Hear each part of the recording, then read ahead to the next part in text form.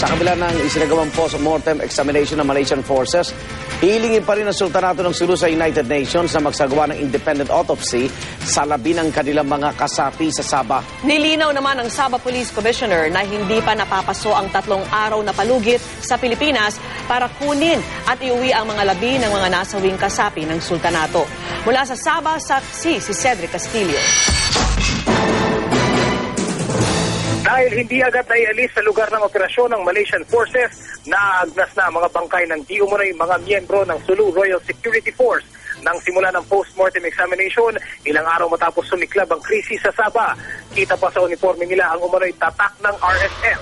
Hindi na idinedetalye ang resulta ng post-mortem examination sa 28 bangkay, kabilang na ang napatay sa enkwentro sa Tanjung Batu kahapon. Kaya sumulat na ang Malaysian government sa ating gobyerno para sa pag-repatriate o pag-uwi ng mga labi sa Pilipinas sa loob ng 3 araw. Hindi pa malinaw kung kailan nagsimula o kung nagsimula na ba ang palugit. Pero kung di kukunin ay ililibing na raw ang mga nasawing kasapi ng RSF sa Sabah ngayong linggo. Today there is supposed to be a meeting between the Foreign Ministry, the Home Ministry, and the Philippine Embassy. So technically, the 3 days period has not left yet. Kailangan po nating madinig din kung ano yung sentiments ng kanilang pamilya at kung ano yung abiso po ng mga imam sa bagay na ito.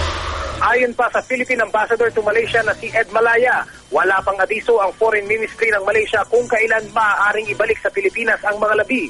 Hindi po sila aware doon sa sulat at di din po nila nakikita pa yung sulat. Ang sabi daw nila ay yung 3 araw na yon na palugit ay hindi pa tumatakbo.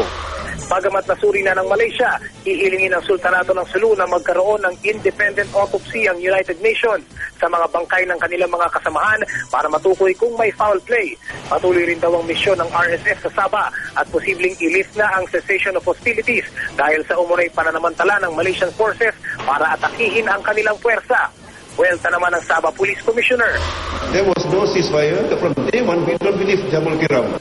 Sa kabila ng sinapit ng kanilang puwersa, isang miyembro ng RSF na nakausap ng GMA News sa pagbabalik niya sa bansa ang nagsabing itutuloy ang laban kung mabigyan siya ng pagkakataon.